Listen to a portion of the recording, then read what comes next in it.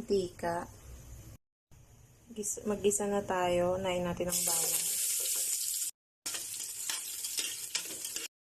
Sunod na ang sibuyas at luya.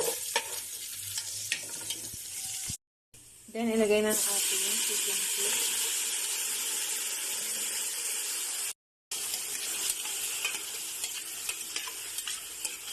Tayo ng patis. Isayin natin mabuti sa patis. Mag-add na tayo ng black pepper powder. Ayan, nag-isa ng mabuti. Lagyan na natin ng toyo. Mag-add rin tayo ng konting oyster sauce. Then, mag-add na tayo ng tubig at palambutin natin siya sa pressure cooker. Mag-add na rin tayo ng suka.